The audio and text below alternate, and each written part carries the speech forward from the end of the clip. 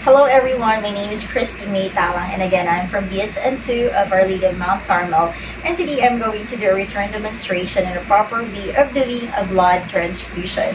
Okay, so of course the first thing we're going to do is the assessment, and as you know, for assessment the first thing you have to do is to verify the medical record for blood transfusion. You also verify the completion of the informed consent on the medical record. And at the same time, we also verify for any pre-transfusion medication that the patient has to take. Now, if the patient has a medication to take, we have to administer it at least 30 minutes before the blood transfusion. Okay? So after that, we go ahead and obtain the patient's history of blood transfusion. We are going to check if the patient has had experienced any types of allergies, or if the patient had experienced any reaction towards the blood transfusion. And then of course, after we check on that, we make sure that we prepare all the equipments that we have.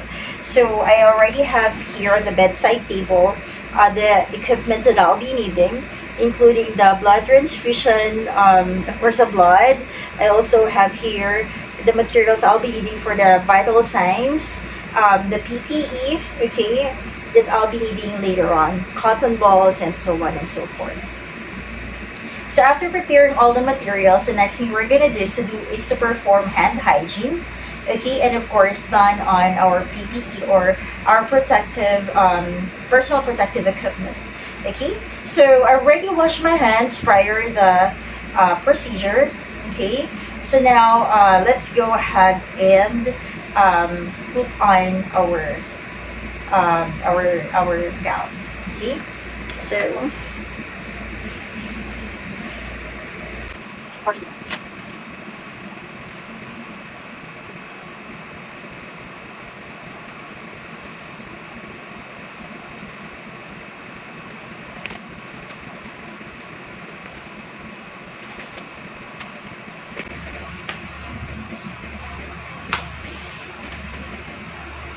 now, after we put on our PPE, we are now going to identify the patient.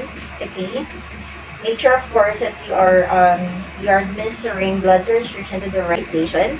Okay, so and of course, identify ourselves to them. Or hi, ma'am, my name is Christine. I'll be your nurse for today. Can I please have your name? Thank you. And can I have your date of birth, please? Okay, thank you so much po. So that's it. And then after that, we go ahead and provide privacy for the patient. In providing privacy, if say for example they are located in a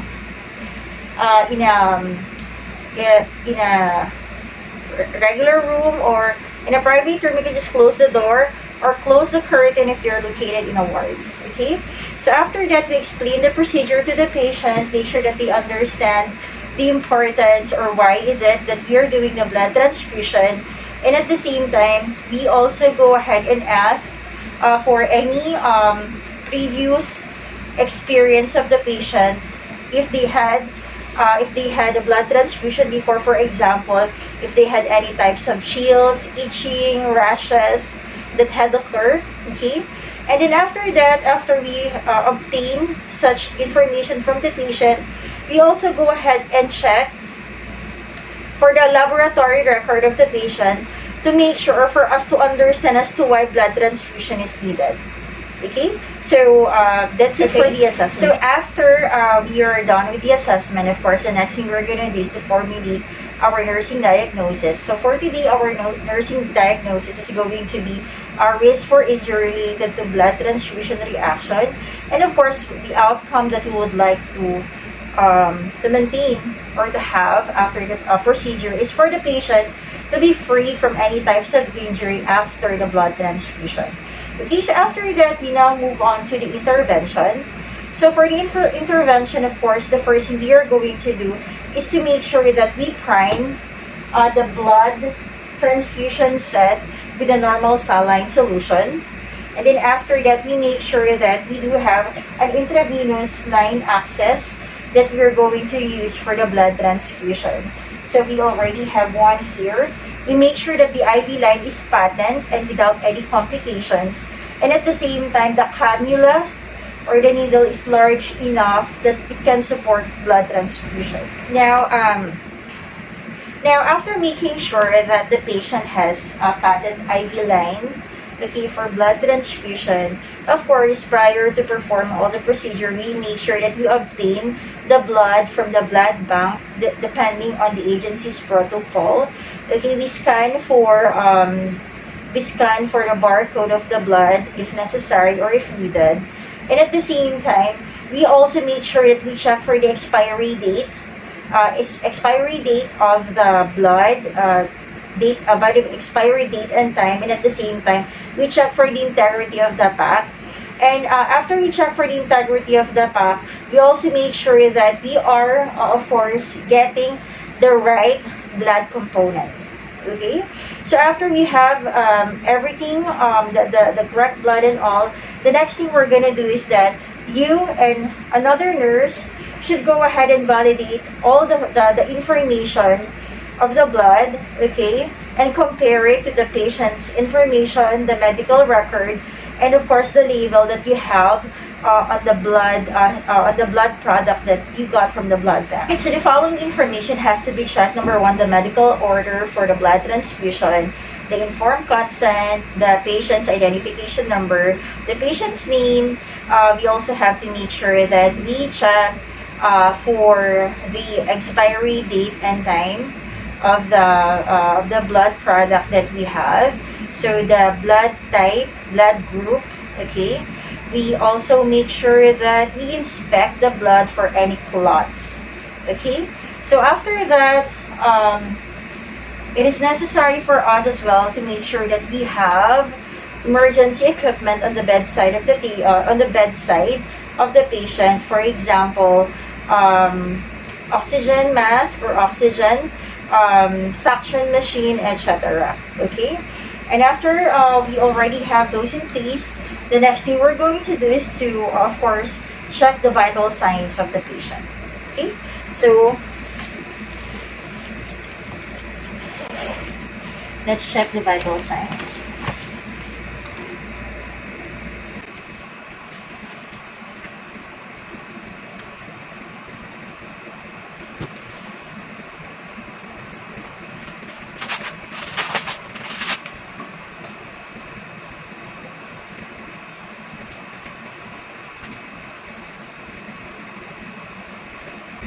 So of course, this will serve as a baseline data.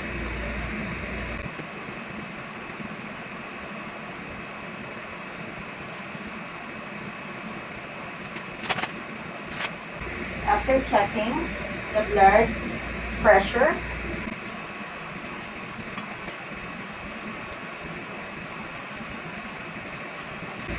so the blood pressure of the patient is normal.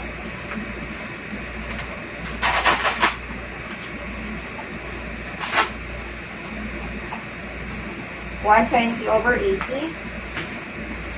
Auto saturation is normal as well. It's 98.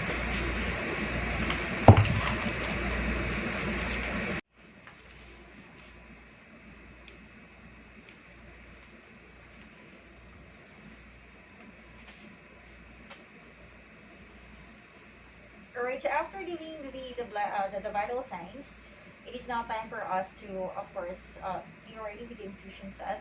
So of course, if you are using an electronic infusion device, put the device on hold, okay? But if not, all you have to do is just to close the roller clamp closest to the drip chamber of the saline solution of the administration set.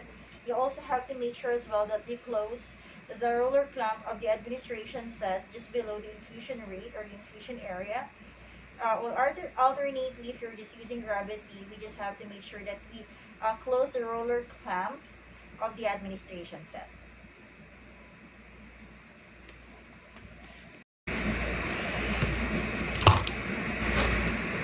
We are going to check the patient's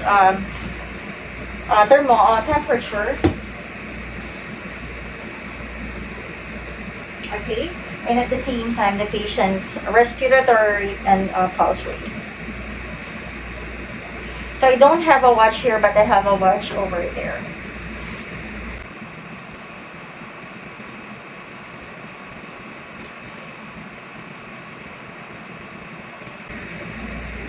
Okay, so the patient is a febrile.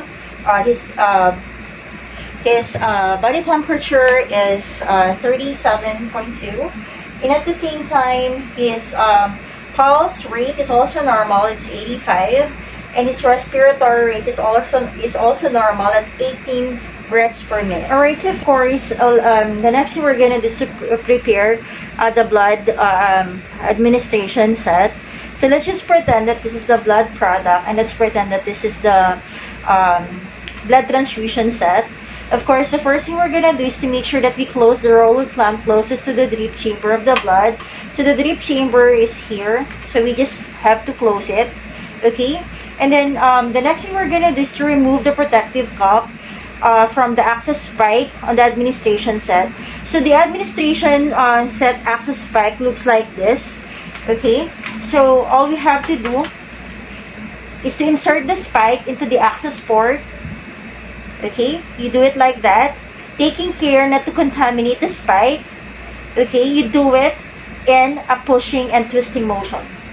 Just do it like that. Okay, so should be like that. Okay, and then after that, all you have to do is to hang the blood transfusion product, and then you go ahead and open the roller clamp on the blood side of the administration set. So let's go ahead. Okay, so now after you've set, okay, the tubing, already hang the blood product in the IV pole. Okay, so after that we go ahead and squeeze the drip chamber. So the drip chamber looks like this. Okay, if you can see it, but I don't have it here since this is just something that I made of, okay, or try to use as an alternative. So squeeze the drip chamber up until the in-filter line or inline filter is saturated. So once the inline filter is saturated, we can now remove our gloves. Now, we have to make sure that we stay with the patient for the next 15 to 30 minutes. We start the administration slowly, no more than 25 to 50 ml, okay? Of course, for the next 15 minutes. So after that, we open the roller clamp on the administration set, just below the infusion device. We check for the rate of flow and start the blood transfusion. Okay. Alternatively, we can just go ahead and set the open the tubing, and then make sure that we count the drops, okay, on the set. Okay, now after we've done that, all we have to do is just to make sure that we adjust the rate of flow, and then we check for the function of the infusion device. So after that, we go ahead and inspect as well the site, okay, if there's any sign of infiltration. So good thing there's no sign of infiltration. So after we've checked the area that it doesn't have any infiltration, then after 5 to 15 minutes, we go ahead and adjust the infusion rate based on the calculated amount of flow, okay? So that, of course, the blood or the administration set will be infused based on the prescribed time, not more than 4 hours. So after that, after checking or making sure that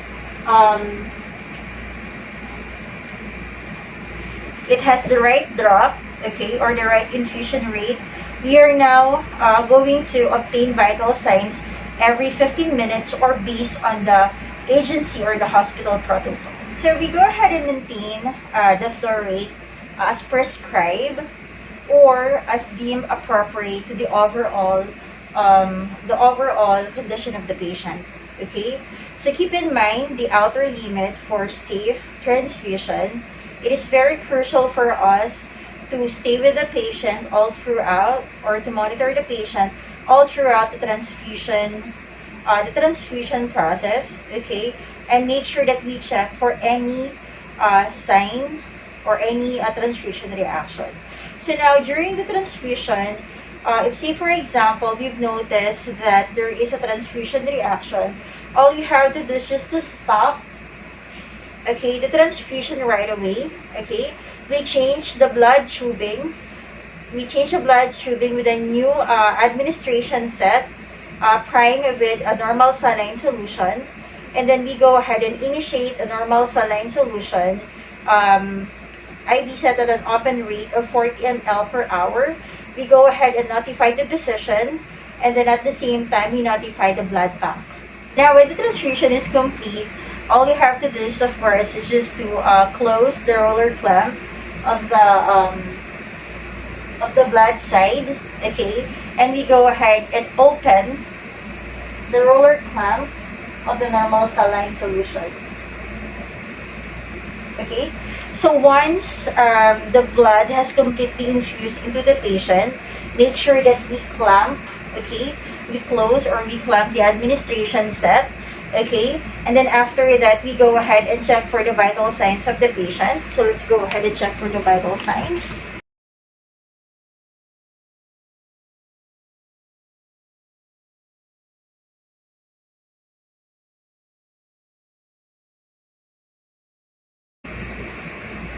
Okay, so blood pressure is normal.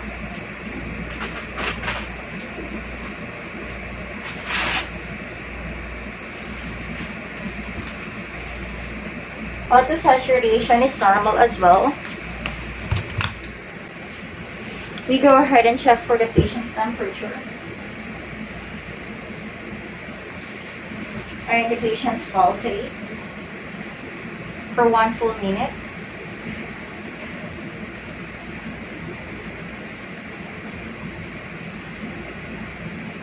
And then, of course, the patient's respiratory rate for another full minute.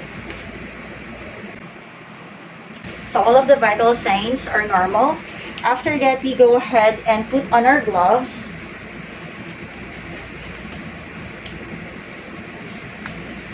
We cup the access site or resume.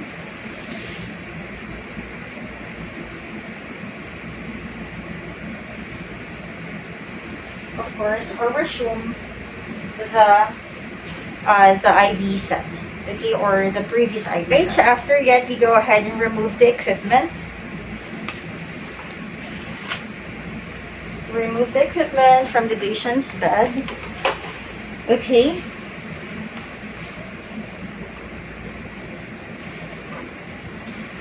We make sure that the patient is comfortable. Comfortable po kayo, ma'am. Position ko lang po kayo ng ayos, ma'am.